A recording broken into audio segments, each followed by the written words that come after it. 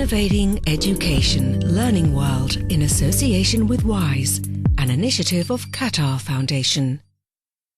Are schools the only way when it comes to education? Certainly not, as we will see in this week's Learning World. We will hear success stories from some who have excelled outside the usual education system. In Germany, France and the US, we have different examples of unschooling. Quitting school is normally seen as a threat to one's future. But for some, it can be the first step on the road to success. That's the case for Dale Stevens, who decided to pursue self-directed learning and is now recognized for his work as an educational futurist. Students from all over the world descend on Berlin, not only to experience the vibrant city life, but also to graduate from one of the German capital's 3 universities. Dale J. Stevens went to Berlin from the United States and now lives in the trendy Prenzlauer Berg district. But Dale didn't come to study and then start a career. He had a different idea. I left university because of the gap between theory and practice. The opportunity cost of going to class simply became too high. There were too many things to do outside of school, too many lines of code to write, too many emails to answer, too many conferences to be at, to justify staying in school. So Dale started uncollege.org, a non-profit organisation to promote his idea of self-directed learning. The 20-year-old is supported by the founder of PayPal, Peter Thiel. The Thiel Foundation put up 75,000 euros to help Dale get going. I'm writing a book right now called Hacking Your Education. It's a practical guide to learning the skills that school doesn't teach, but are requisite for success in the real world. It's based on my experiences as an unschooler, but is also incorporating the stories of other people who found success in non-traditional ways. By the time he was 11 years old, Dale's parents had allowed him to leave the classroom and try unschooling, the self-directed form of homeschooling.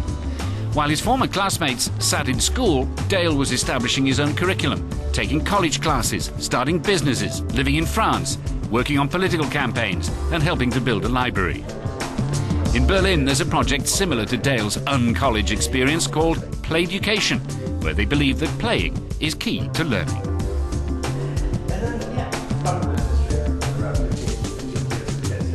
We're a big network of educational innovators, Dale with his Uncollege, or Stephen Harris with his Sydney Centre for Innovation in Learning, or Tiran Bossetti with her Design for Challenge movement. These are all people who interact within a huge network, exchange ideas and encourage each other to reach one goal, the educational revolution.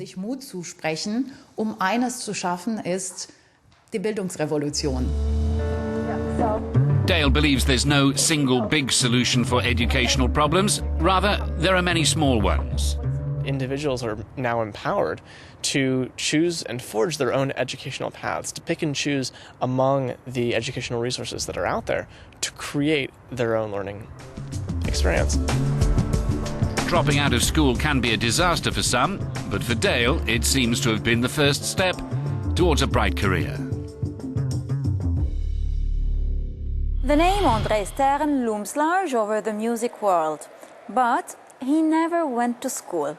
Instead, he was raised in a family which believes that passion is the perfect learning medium and the secret behind competence.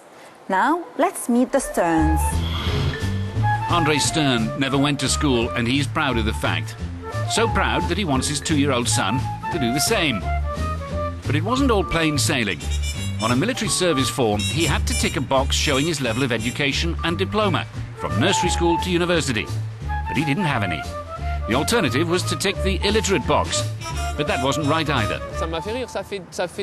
It made me laugh. It's been many years now that I understood there was no correct box for me, and I'm glad. I don't want to fit in any box. His father, Arno Stern, is an education researcher who created this place called Le Clos-Lieu, or the enclosed space in Paris. Here, the 88-year-old is trying to break down what he calls the school pollution that he feels is holding children back. Youngsters of all ages come to paint, to play, without restraint, without goal, and without competition. It also gives them a chance to interact with others, which is a concern when children are learning at home. Any learning process which follows a program is a restriction. If a child develops according to his needs, he discovers the world and should be encouraged to do so. He needs help, so you have to be with him. You must focus on what the child wants. And of course, this needs you to take part in your child's life. André's son will be allowed to study whatever he's interested in, without any limits. The Stern family believes that passion is the perfect medium for learning. André often says that he never made any distinction between playing and learning. When I chose to learn German for 6 hours a day, no one came to tell me after 45 or 50 minutes, German's over, now we'll do maths or something. As a result, when you can follow your enthusiasm to the end, deeper and deeper, there's a primary side effect, which is competence. Un premier effet secondaire de l'enthousiasme, qui est la compétence.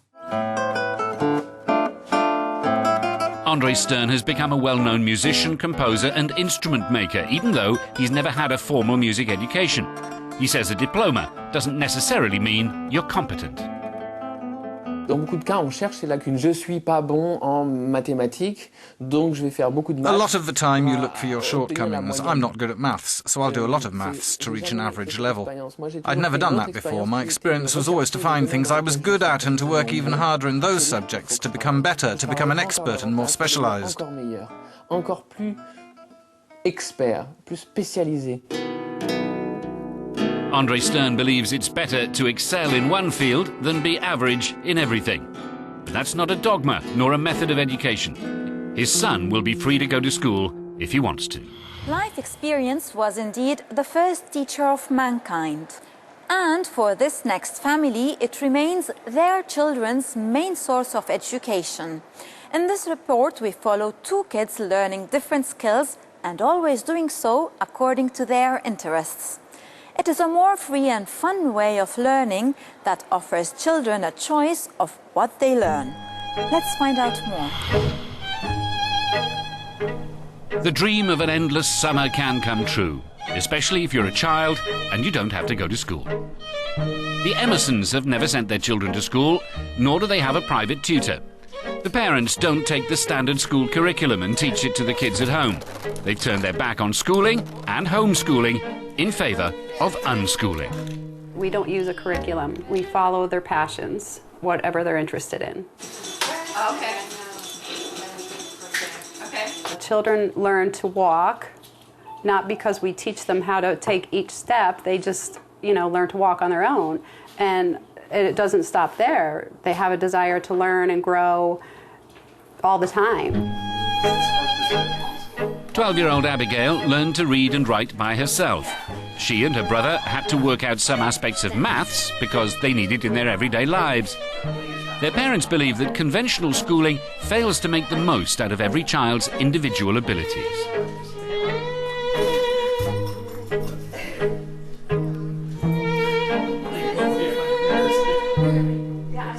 You put them all into a box, literally, an institution, a box, a school. By 6 years old, you must learn to do this. If you do not do this, you fail. And I didn't like that approach. As part of our looking at it, my wife and I, we found that, there's other ways of doing it. You can do a lot of stuff with... 9-year-old Ethan mostly occupies himself with Playmobil, Lego and video games. The family regularly meets other unschoolers, so he does have friends. But he only knows 2 children who go to school. We usually only go to bed early when we have to wake up early. Well, if we go to bed around 12 or 1, we usually wake up around, 10. Well, sometimes 12, but if we go to bed really late, then usually 2. Most people think that you don't really do anything, but you're actually doing a lot. And it's not all schoolwork, but it's all there's just so much to do, so much more to do than you could do in school, and it's so much fun.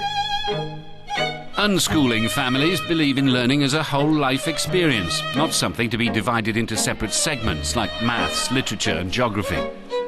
So rock climbing becomes a means to learn about physics, physical education and geology. And of course, it's a way of having fun altogether.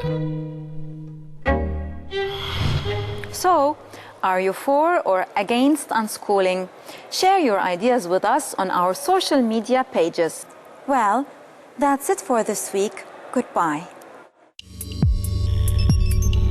Learning World in association with WISE, an initiative of Qatar Foundation.